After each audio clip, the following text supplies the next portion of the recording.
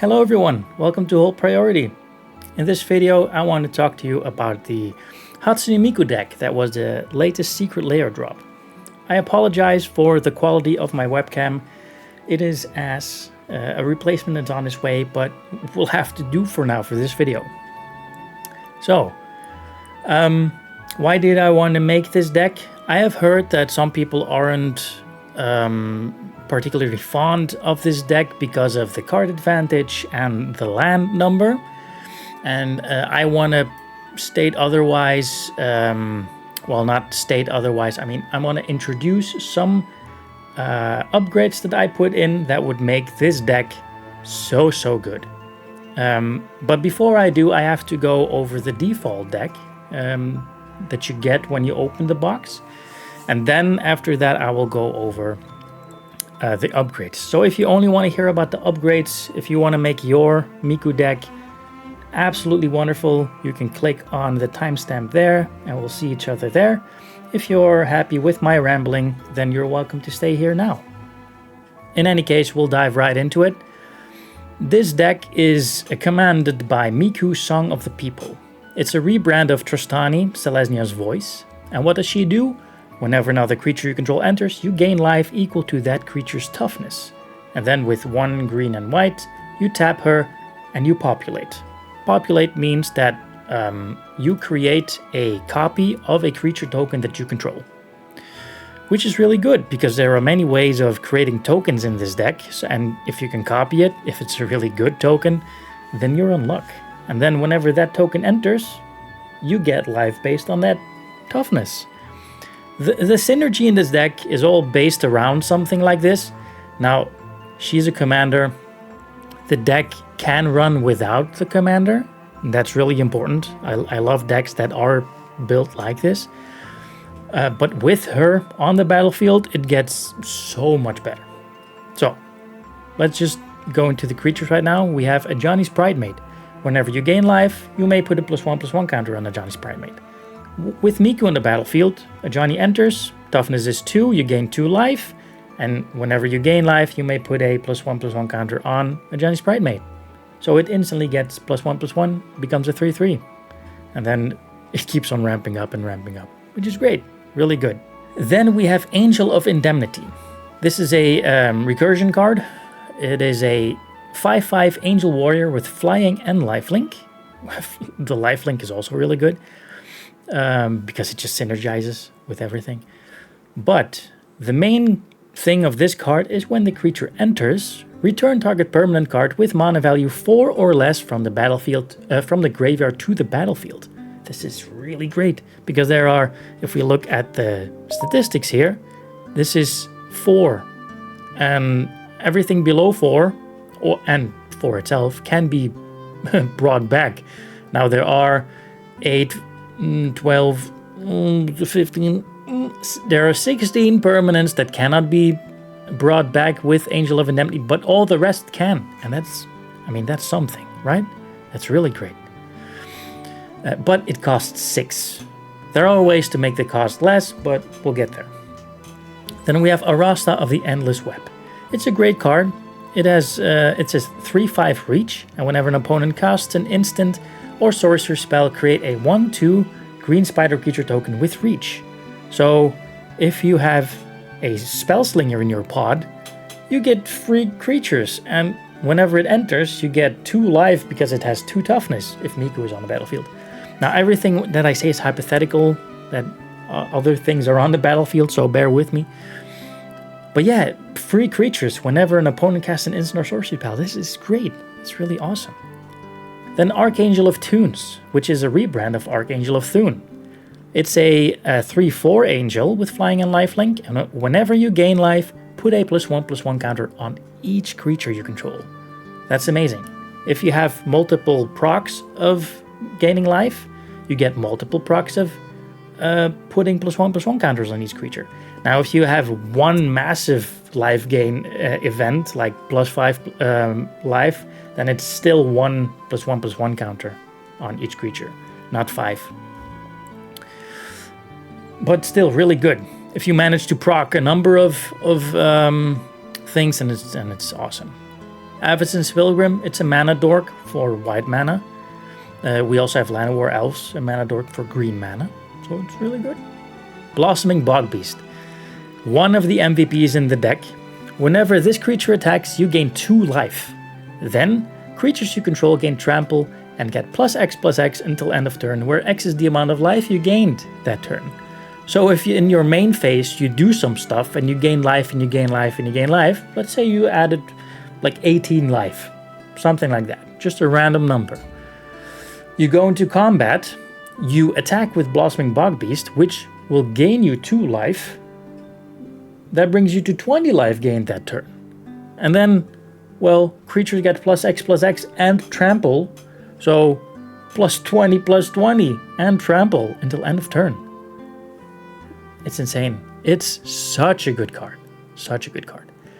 Bramble Sovereign, I think this will also be like a great card, but you'll have to remember something. So whenever another non-token creature enters the battlefield, you may pay 1 and green. If you do, that creature's controller creates a token that's a copy of that creature. So, if Bramble Sovereign is on the battlefield and you play Archangel of Tunes, then you have 2 Archangel of Tunes, and each of those will proc whenever you gain life. So if you gain life once, you can put 2 +1/+1 counters on each creature because you have 2 Archangel of Tunes. You can do that because this is not a legendary creature. You can't copy Miku Song of the People because she's legendary. If you have 2 legendary creatures with the same name, you'll have to sacrifice one. So that's why, I mean, you can copy Miku, but you'll have to sacrifice her. So if you want to do like a enter the battlefield state for a legendary creature, I'm not sure if I have some right here that I can see. No really ETBs, but Angel of Indemnity. Now that ETB is really good. If you have Bramble Sovereign on the battlefield and you put Angel of Indemnity on, you recur a card, and then because that enters and you create a copy of it, you can recur another card. And don't forget, that's a copy. So you can populate the Angel of Indemnity and get another card. Boom, right? I mean, it's insane. It's the synergy is through the roof with this one. But yeah, Bramble Sovereign, it's gonna be a game changer in this deck. Conclave Evangelist. Now, you need to be focused when you play this card because it requires all your attention at some point. Because it has Myriad. Myriad means whenever this creature attacks, for each opponent other than the one that you're attacking, you will create a copy of Conclave Evangelist attacking that other opponent. So, if you have 3 opponents, you attack one opponent with Conclave Evangelist, you get 2 copies of Conclave Evangelist that you will actually have to sacrifice or exile at the end of combat. But if you manage to deal damage to a player, you create a token that's a copy of Conclave Evangelist. Let's say that you attack one opponent, you get 2 others, so you have 3 Conclave Evangelists. You deal damage with 2 of them to a player. You get 2 extra copies. At that moment you have 5 Conclave Evangelists on the field.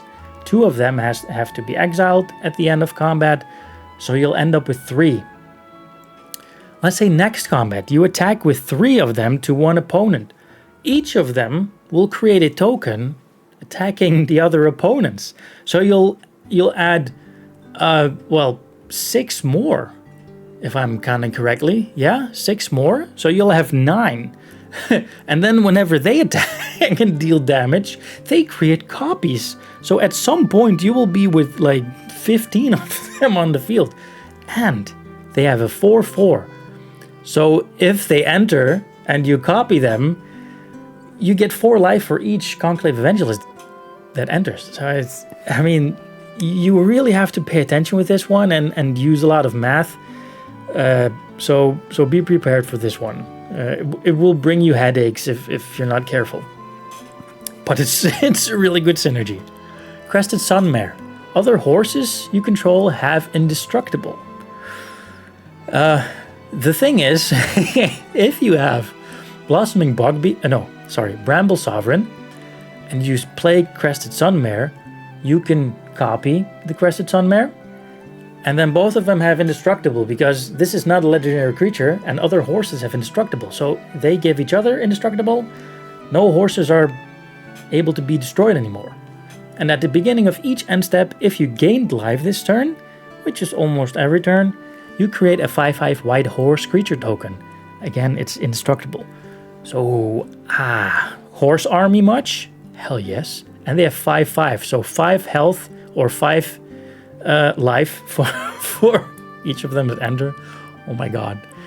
This is a horse army for the win. I will tell you something. Elenda's Hierophant. Now, this is a card that I call a solo card, because whenever you gain life, you put a +1/+1 counter on Elenda's Hierophant. It's just like a Johnny Sprite mate. Just the same. Except Ajani costs 2 and Elenda costs 3. The extra thing with Elenda is she has flying, and whenever she dies, you create X 1/1 white vampire creature tokens with lifelink, where X is its power. So you can ramp up and ramp up and ramp up, and when it dies eventually, you create that many 1/1 white vampire creature tokens, which is amazing.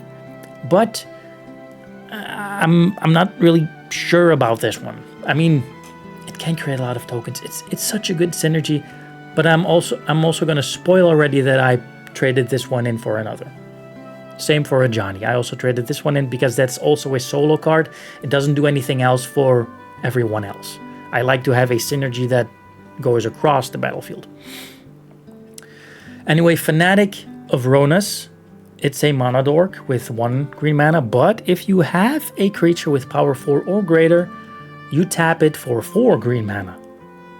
It's amazing, because you will have a creature with 4 power or greater really soon, like Bramble Sovereign, like Conclave Evangelist, like I don't know, if you have Arasta and you put a +1/+1 counter on it. Like I say, synergy is across the board on this one. Galta and Mavren is also not really a thematic beast in this one, but I also kept this one. One big reason is the choice that you have here. It's a 12/12, of course. You get 12 HP whenever Miku is on the battlefield as well, so 12 life is really good.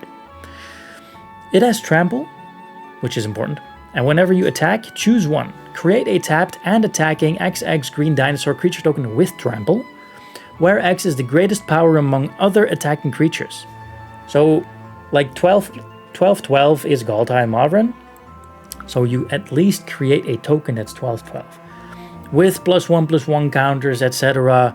on tokens, they will probably be stronger than 12/12, but at least you'll have another 12/12 on the battlefield. And the second choice is create X 1/1 white vampire creature tokens with lifelink, where X is the number of other attacking creatures.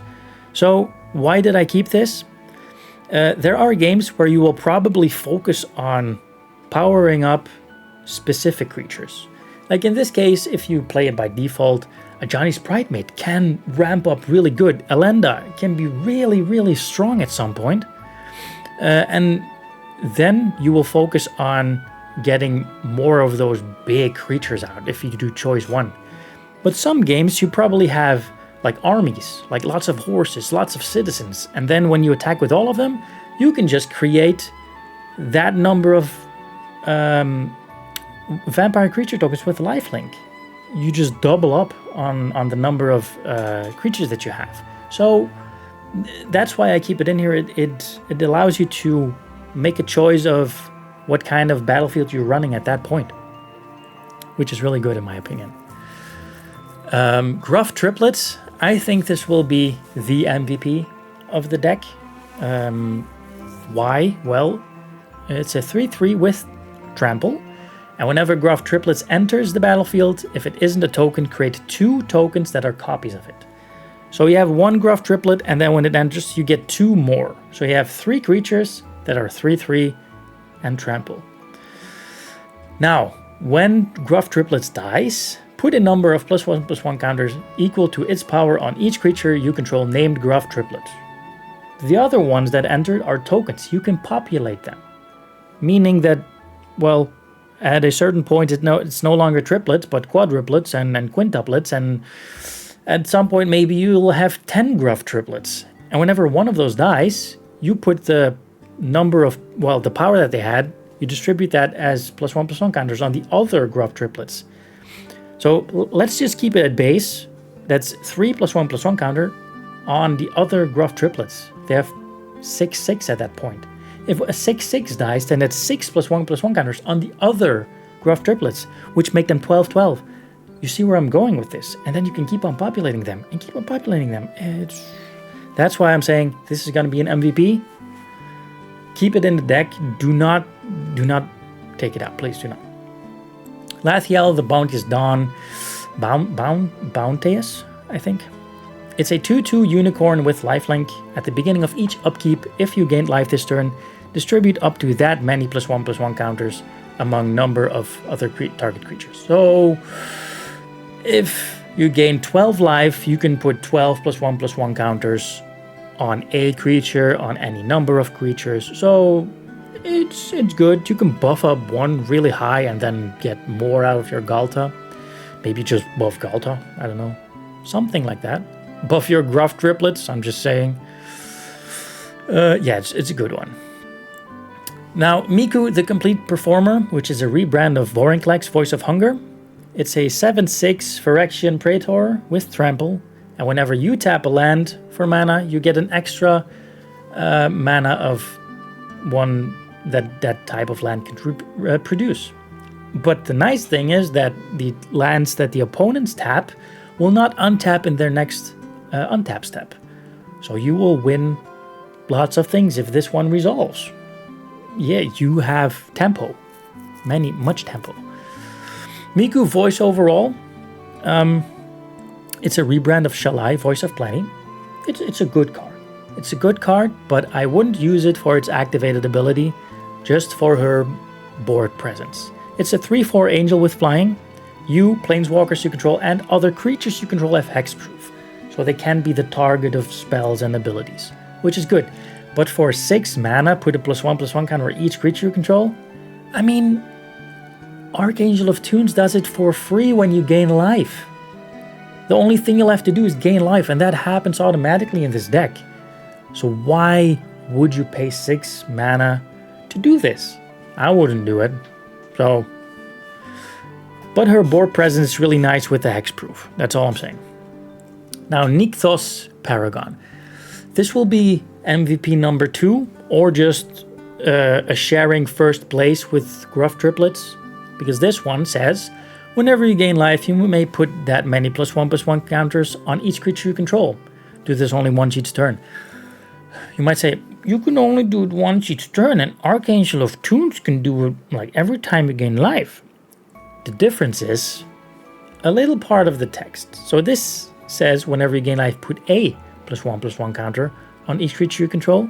But Nykthos says, whenever you gain life, you may put that many +1/+1 counters on each creature you control. Let's say in your upkeep you create a token, you gain life equal to its toughness, it's 3. And you already planned your next part of the main phase, and you're thinking, I can gain 12 life if I enter with Galta. Then you activate or have this ability activated when you gain that 12 life, and you may put 12 +1/+1 counters on each creature you control. Sounds fair, right? I mean, that just sounds mwah. It's really good. And if there are multiple ways to get even more life, I mean, it will be unparalleled. I will show you in the upgrades that I have. It's gonna be amazing. But yes, this is MVP territory 100%. Prosperous Innkeeper. When it enters, you get a treasure token, which is nice. And whenever another creature you control enters, you gain 1 life. This is basically just Soul Warden that costs 1 more, and you get a treasure token. So, it's kind of the same. It's kind of like a green Soul Warden, because even though you pay 2, you get a treasure token, so it basically costs only 1 something. I mean, Resplendent Angel. It's a 3/3 angel with flying, And at the beginning of each end step, if you gained 5 or more life this turn, create a 4/4 with a White Angel creature token. At each end step, so if you gained life in your opponent's turn, and if it was 5 or more, you get an angel. So let's jump back a bit to Crested Sunmare. At the beginning of each end step, if you gained life this turn, create a 5/5. Now, like if you stack it, I'm not really sure if that works. Like stack it, get a horse first, gain 5 life, but then you're still at the beginning of the end step and you gained life. Maybe I have to do some research. Maybe you can activate or like put, if I'm stacking it correctly, you put Resplendent Angel on the stack first, and then you put Crested Sunmare on the stack. This one resolves, you get a 5/5 white horse creature token. Then Miku resolves, you gain 5 life, and then it goes back to Resplendent Angel. It sees that you have gained 5 or more life this turn. You get a 4/4 white angel creature token. I still have to research that if it could work like that. But like I said, if you already have a 5/5 white horse creature token and you populate it in your opponent's turn, then you gain 5 life during the turn, which would mean you get a 4/4 white angel token. See what I'm saying? I mean, there are ways to do this. So many ways. Risk the Redeemed, also MVP territory. I think it's number 2. But yeah, it's number 2. Why? Well, 3 mana tap, create a 1/1 green and white elf warrior creature token. Really good.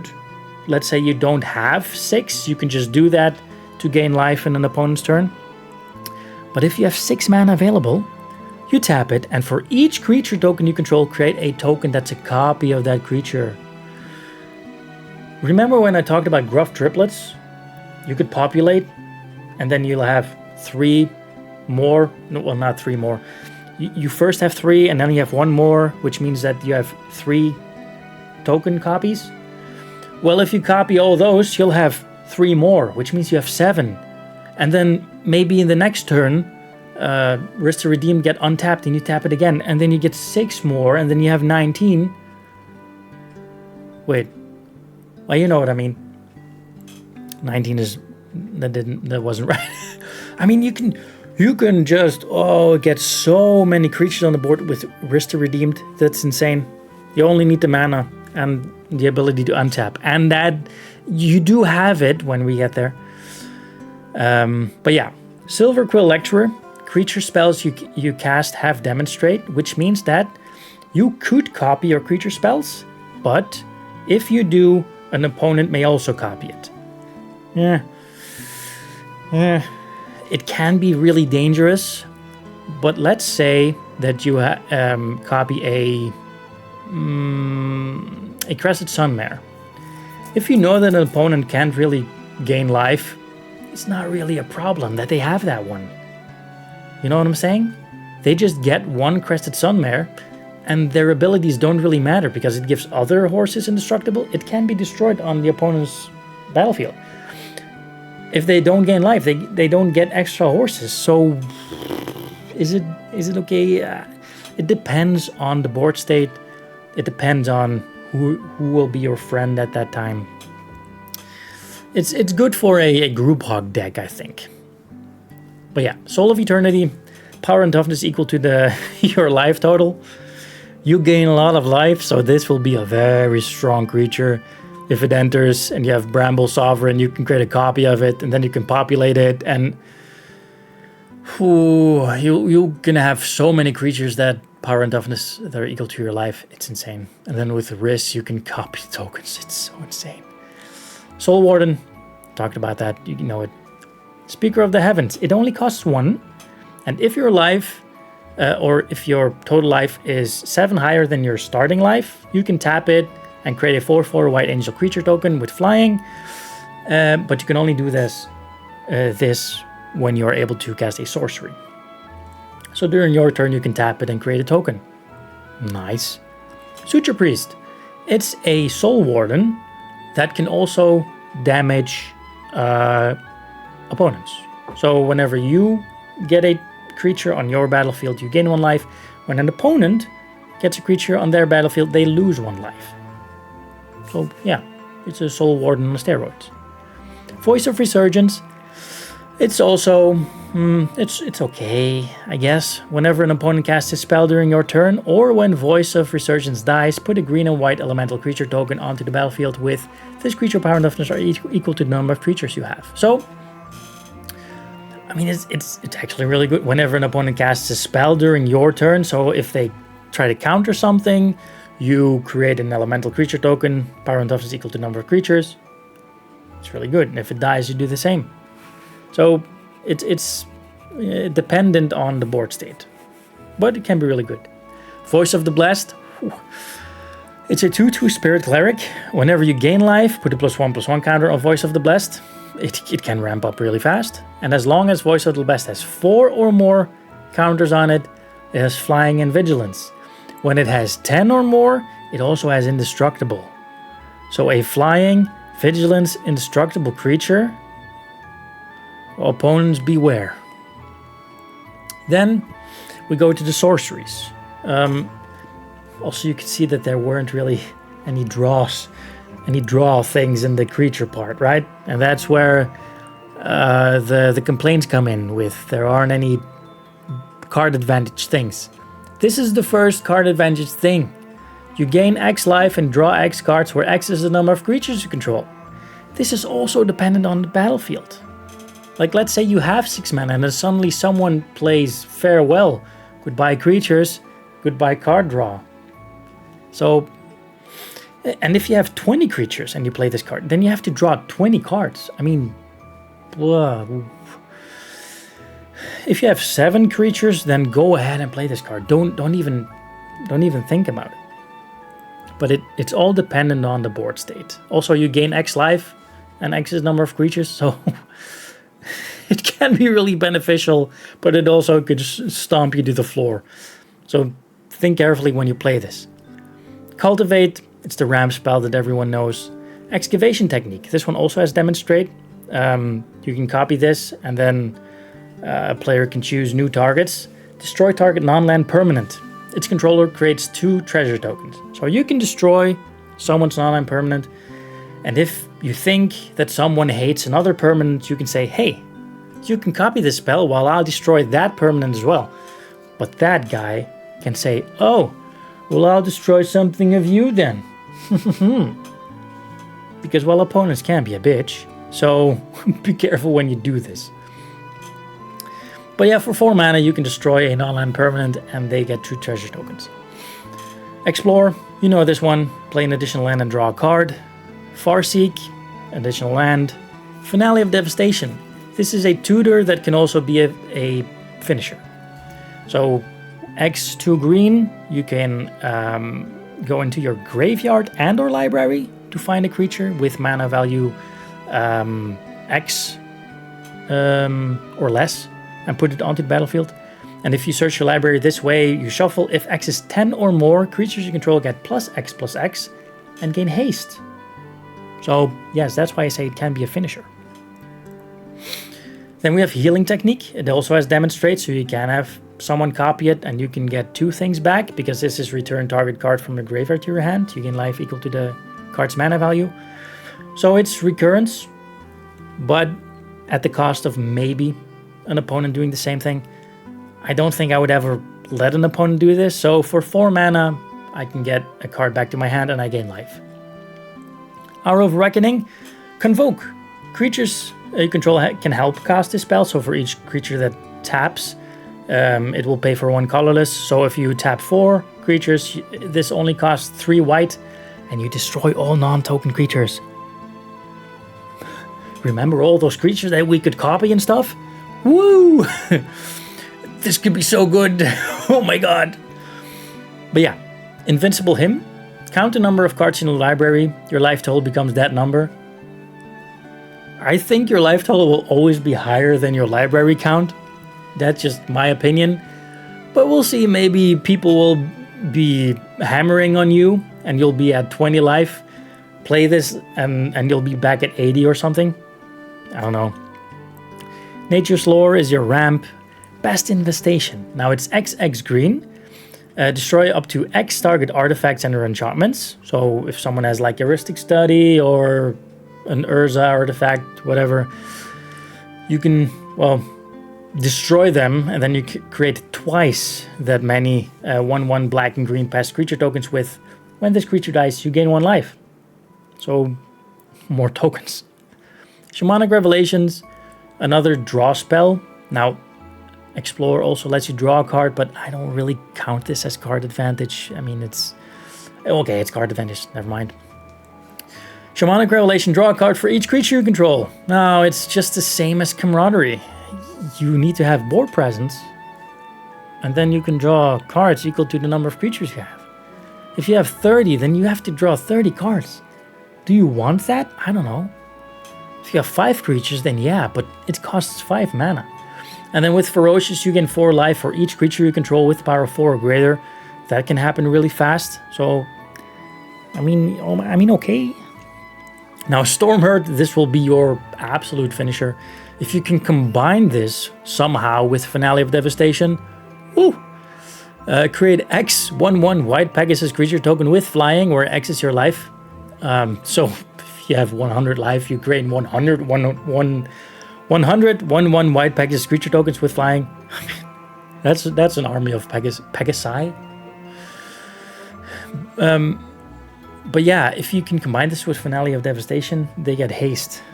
So there might be a way, but it might be finicky. We'll get there. The instants are Breakdown, destroy target artifact or enchantment, and you create a junk token. A junk token says, sacrifice this artifact, exile top card of your library. You may play that card this turn. Oh, it's also kind of card advantage, but not quite, if you know what I mean. Because it's only this turn. So maybe you will lose it if you don't have the mana. Conjugate. Target player gains 2 life for each creature on the battlefield. Again, you need to have board presence. Will it be useful for 4 mana? It might, but it also might not. Grand Crescendo. Create X 1/1 green and white citizen creature tokens. Creatures you control gain indestructible until end of turn. Now, Stormherd can be a great finisher, depending on your life total. Because when they enter, you create 100 1/1 white creature or Pegasus token. Let's say you have Soul Warden on the battlefield. That's 100 procs of 1 life. If you have Archangel of Tunes, that's 100 +1/+1 counter on each creature. So that's potentially 100, 101 white Pegasus creature tokens. I think that your opponents might play removal at that point. If they don't have haste, of course. So keep this at the ready.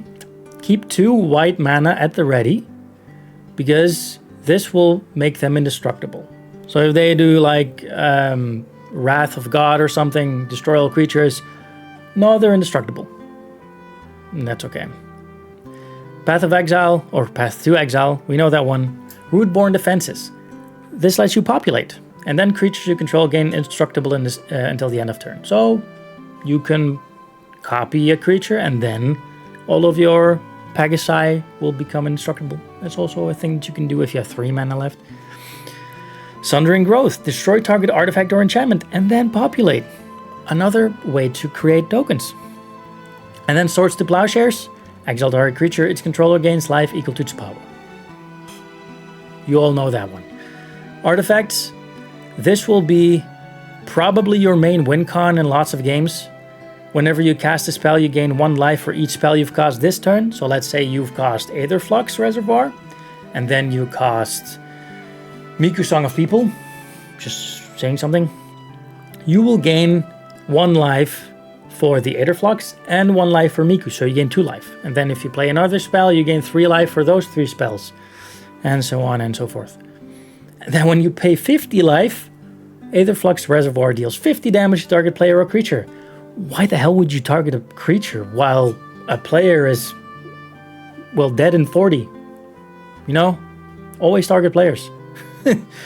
Destroy players. Ancient Cornucopia, it's a mana rock with something extra. If you cast a spell that's one or more colors, you may gain life for each of those spell's colors. So that's maximum 2 if you have a mixed one like this.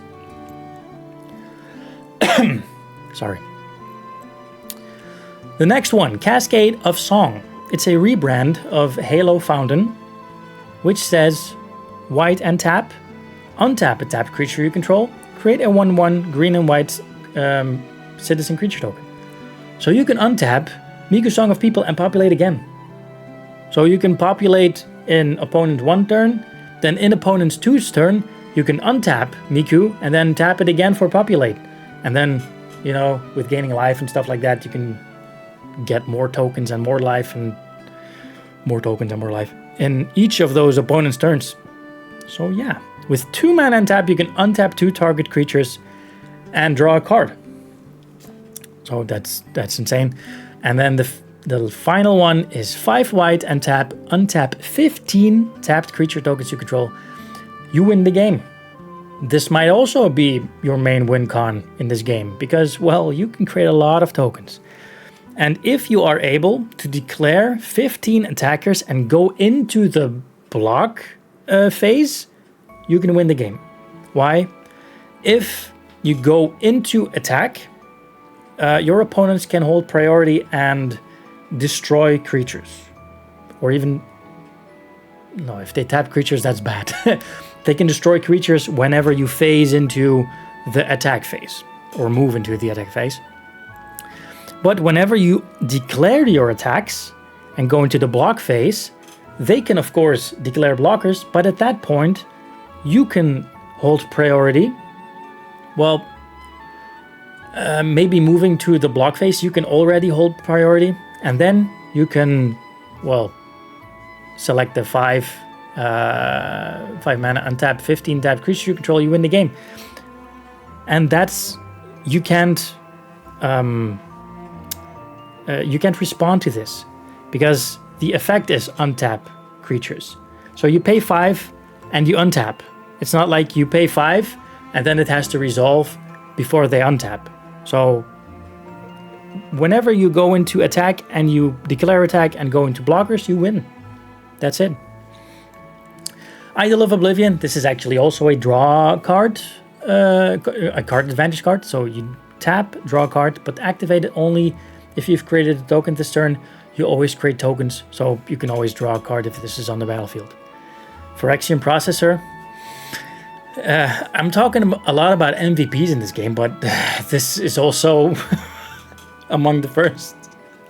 This is gonna be such a good card. As this artifact enters, pay any amount of life. Now, I would recommend to pay as much as you can. Let's say you have 400 life, pay 350. Have 50 left, or, well, maybe 51 if there's another Aether Flux on the battlefield. I don't know. Pay as much as you can. Take a look at the board. Can someone deal so much damage? Keep that much health left. Just pay as much as you can. Because with 4 tap, you create an XX Black Phyrexian minion creature token where X is the life paid. So let's say you had 300 life. You pay 200, leaving you with 100. I would have paid 280 or something. Because then you pay 4 and you tap and you create a 280/280 creature. And then you gain that life back when Miku's on the battlefield. You understand why you have to create, why you have to pay so much life? Just pay it. You get it back. And then you can populate and create a copy of it and get that life back again. Oh, it's insane. Celestia Signet, you know that one. Skull Clamp. This might be the card advantage in this deck because you have ways to create 1/1s across the board with citizens and 1/1 Pegasus. So if you attach a Skull Clamp to one, they die, you draw 2 cards. You attach to another one, they die, you draw 2 cards. So this can be a really good card advantage one. Soul Ring, you know that one. Springleaf Drum, it's a mana rock. I'm not really a fan of it because you have to tap a creature before you can do this. Early game, you don't really want to tap your creatures, especially Miku. So yeah, I'm not really a fan of this one. The enchantments, Angelic Chorus, it just does the same as Miku. So whenever a creature enters the battlefield, you gain life equal to its toughness. So it's redundancy for if you don't have that one anymore. Boon Reflection, you gain twice the life that you would gain instead. So let's say a 40-40 creature comes in. You gain 40 life from this one, you gain 40 life from that one, and then both of them doubled. So you gain 160 life for one creature entering. Can you imagine? Can you imagine? If you have a 200 creature enter, you have 200 life from Miku, 200 life from Angelic Chorus, and that doubles. So that's 800 life. You see what I'm saying? This is insane. Cleric. If you would gain life, you gain that much life plus 1 instead. Woohoo! Whenever you gain life, put a +1/+1 counter on target creature you control. Woohoo! When this class becomes level 3, return target creature card from your graveyard to the battlefield to gain life equal to its toughness. Now that's where it's at. Recursion. We need it. Because let's say that your Angel of Indemnity is dead. You can do an encore and get it back for each opponent, so you can get 3 back and then return 3 creatures. But then it gets exiled, so your recursion, well, is in the soup. So with Cleric class, you can actually bring back Angel of Indemnity to try and get more recursion. There's also other things that you can do, but that's just one thing. Now, Dazzling Theater Prop Room. This is a door or a room card, which means that you'll have to play either one of the rooms and then the other one is locked. So let's say you want to play Dazzling Theater. That says creature spells you cast have Convoke. Convoke means that you can tap creatures on the battlefield to help cast the spell. Creature spells, that is. So let's say you want to play Crested Mare. You can tap 3 creatures and you only have to pay 2. Stuff like that. Let's say you play that one. So the card is on the battlefield and Dazzling Theater is unlocked, but Prop Room is still locked. You'll have to pay 2 and white to unlock that room, which will allow you to untap each creature you control during each other player's untap step. That means you can populate all the time. All the time. If you have the mana, you can populate all the time. Now this says untap each creature you control, not each land. So if you want to do that, you'll have to add Seedborn Muse, but then you'll have added a Game Changer and you'll have to be a fan of that. I don't think my upgrades have Game Changers, so maybe that's good for you. I don't know. Growing ranks. At the beginning of your upkeep, populate. If you have one of those, you populate them, of course. And that's free. A free populate at your upkeep. Perfect. Mirari's Wake, creatures you control get +1/+1. I mean, we have counters enough, so it doesn't really matter. But whenever you tap a land for mana, add one mana of any type that land produced. So that together with Warring Legs gets you 3 mana per land. Song of Freyalise. Now, if you combine this one with Prop Room, oh, then it's party time. Because until your next turn, creatures you control gain tap, add 1 mana of any color. And then you untap creatures. You see where this is going, right? You see where this is going. So you can untap Riss and then tap 6 creatures for 6 mana and then copy those tokens. And then next turn, they get untapped. So this also is a saga with 2 lore counters for that attack. So it's 2 rounds that you can do that. Oh, this is insane. And then the third lore counter says put a +1/+1 counter on each creature you control. Those creatures gain vigilance, trample, and indestructible. So this is a build up to your finisher. And boy, oh boy, will it be a finisher if you have all those pieces of the puzzle on the board. Song of the World Soul, whenever you cast a spell, populate. Oh my god, so good. And then you have 34 lands. I think Lasso Tap is pretty good. Exile target creature card with mana value X from your graveyard, and then create a token that's a copy of it, except it's a 4/4 black zombie. So you can exile a creature that you can't really recur anymore if you need it back, and that's the only way to get it back again. So there are things that you can do here. I think Croissant Verge is a good one. If you sacrifice it, you can search your library for a forest and a plains card and put them on the battlefield tab. So this one can net you 2 more lands if you want. But yeah, that's the base deck, the default deck. Now, I've been rambling for a long time. You might have skipped ahead from the start, but now we are going to see the upgrades that I did. This is my upgraded deck. I will first show you which cards I substituted. So there are 9 that I substituted. I took out a Johnny's Pridemate. I took out a Rasta, Boon Reflection, Conjugate, Elenda, Healing Technique, Invincible Hymn, Springleaf Drum, and Suture Priest. Now, Suture Priest, I have been thinking maybe I will substitute Suture Priest for Prosperous Innkeeper. It doesn't really matter because they both will do the same for me. They will gain me life whenever a creature enters, but with Suture Priest, the opponents also lose life when they have creature enter. So maybe this one will be better than Prosperous Innkeeper, but we'll see. It will take playtesting, but I won't delete this one, you know?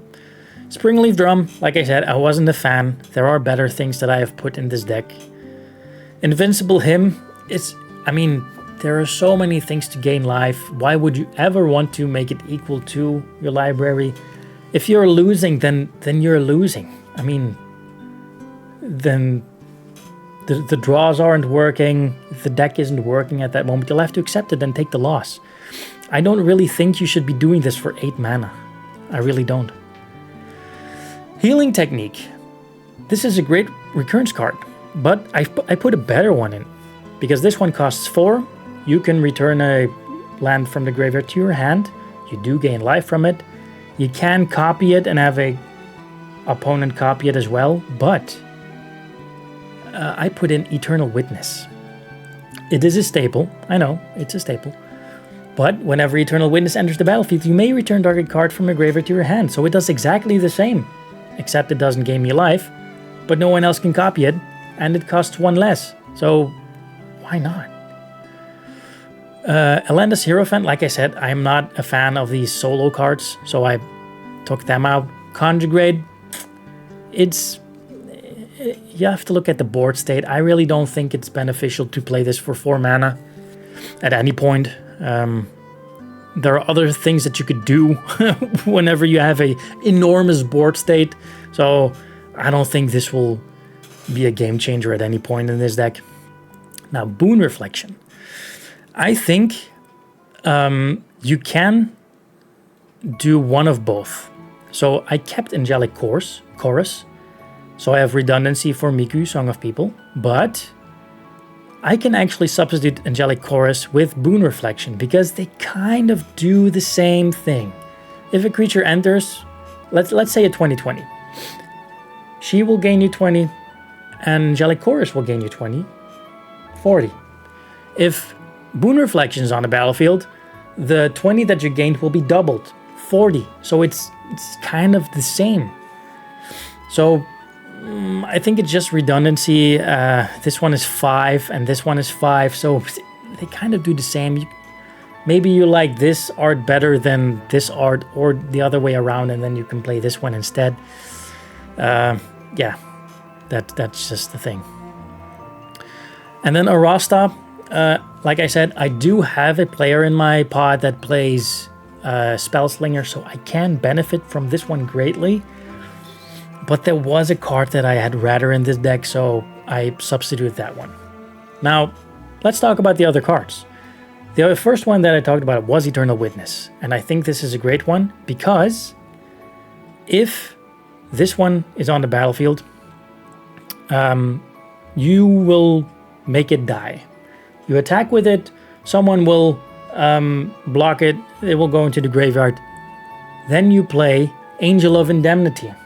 You get Eternal Witness back on the battlefield, and you recur another card to your hand. Perfect. And then you try to make the Eternal Witness die again, and then you blink this one with Teleportation Circle. Blink, get Eternal Witness back, and another card to your hand. I tried to make it like a recurrent cycle. So, yeah, I think this is a good one. I also added Benny Brack's Zoologist. Now, for card advantage, in this deck, I think this is the best that you can get. At the beginning of each end step, if you created a token this turn, draw a card. It says created a token. So it doesn't matter if it's a creature token, it doesn't matter if it's a treasure token, food token, whatever token. You can draw a card. And believe me, you can create tokens in each turn.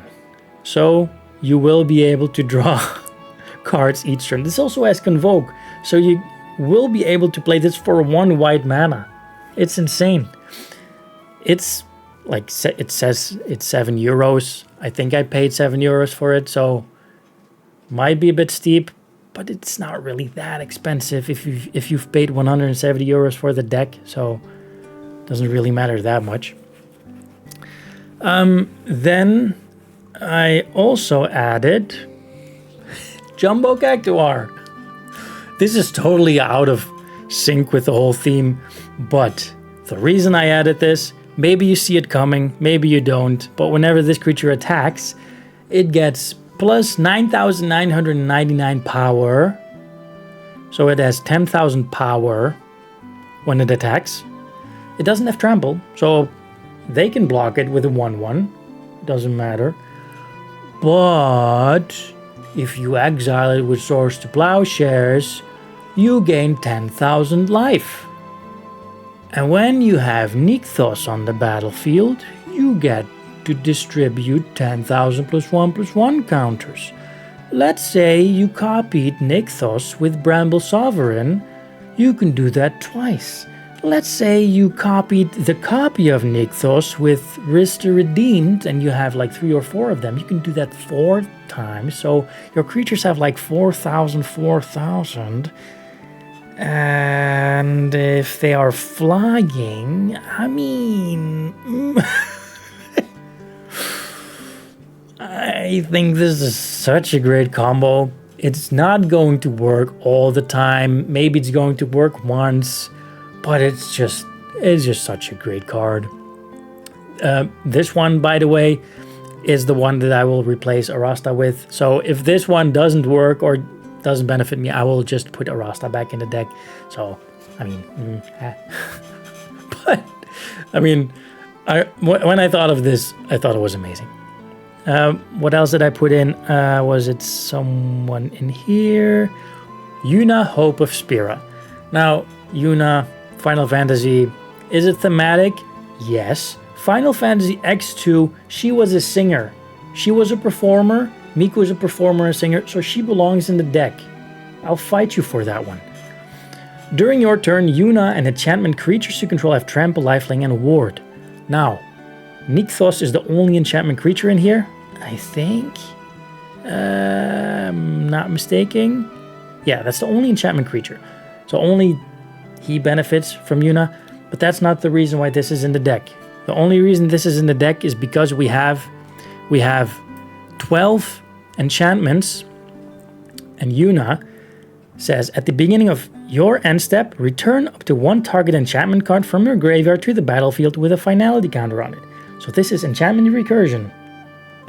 There are cards that, I mean, I can get them back with Angel of Indemnity, but that's mana value 4 or less. And this one is 5. There are Mirari's Wake is 5. You know, Song of the World Soul is 6. I can't get those back, but with Yuna, I can. So she's really beneficial in this deck. Then I don't think I added any sorceries. I don't think I added any instances. I don't think I added any artifacts. No, I did add Caretaker's Talent. Whenever one or more tokens you control enter, draw a card. It's kind of the same as Benny Bragg's, but this one draws you a card on the spot. So you trade a token, you draw a card. You can only do that once, but if you create a token in each turn, that's 2 cards that you get each turn, which is great. And this one says draw a card, so you have to. And this one also says draw a card, so you also have to. So bear in mind whenever you intentionally create tokens, not that you have too many cards in your hand, bear that in mind. Maybe you can add the land that gives you like infinite mana, infinite cards in your hand. Reliquary Tower, that's the one. You could possibly add that in there. Anyways, I digress. Dazzling Theater, and then Doubling Season. This is the card that you have to put in this deck. I don't care that it says it costs 24 euros or 30 euros. Pay that damn money. You have paid like 170 euros for the whole deck. You can lose another 20. Do it. This is the card that needs to be in this deck. Counters get doubled and tokens that enter get doubled. What else do you want, man? This is the card. Now I added Gleaming Splendor in this deck. I know this is really expensive, but I pulled it out of a pack that I won at the Hobbit pre-release. I was really happy. Well, it was one that I won from the game, so I'm pretty happy that I got this one. This is like Smothering Tithe light, really light.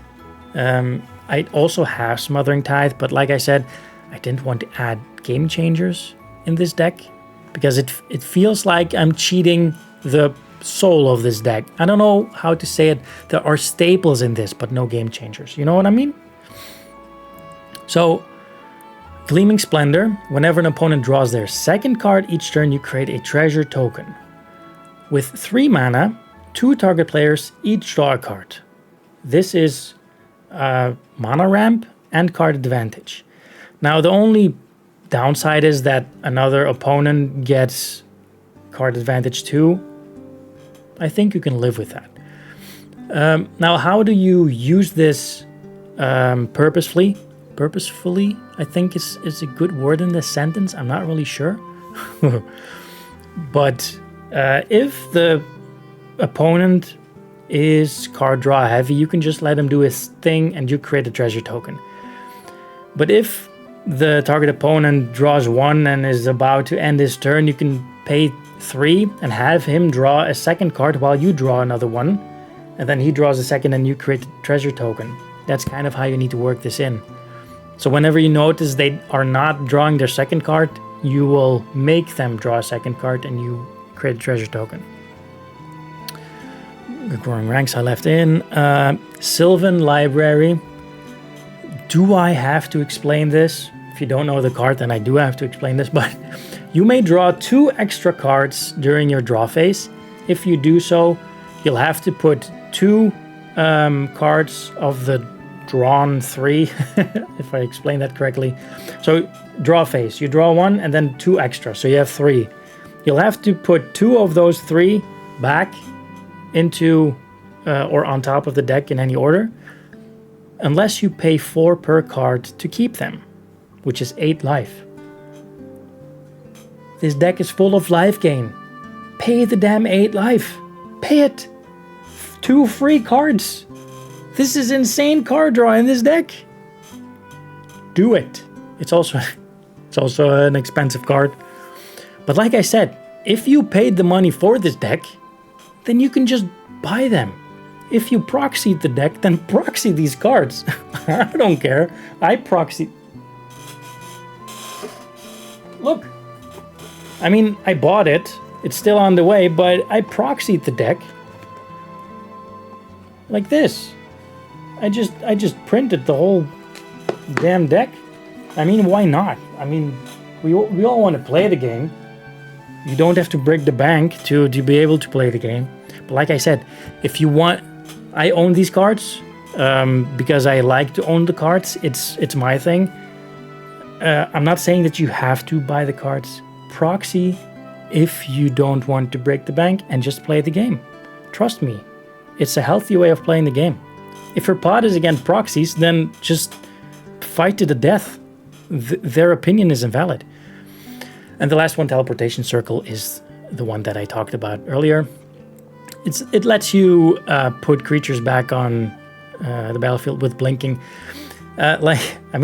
You don't necessarily have to kill Eternal Witness every time. You can also just blink Eternal Witness and put cards back in your hand from your graveyard. So it's great. It's really great. All right. That was it, actually. These are the upgrades. This is a really long video. I apologize. But I like to talk like this. I like to, make videos like this. That's the whole brand of this, this channel. We play Magic, we tell stories, and then we hold priority. That would have been actually a great ending. Anyway, thank you for watching. Leave a like if you did like the video. Leave a comment if you have other cards that you would love to see in the deck. Maybe you have different opinions on the upgrades. Maybe you're like, oh my god, put this card in the deck. This is the card that will benefit most.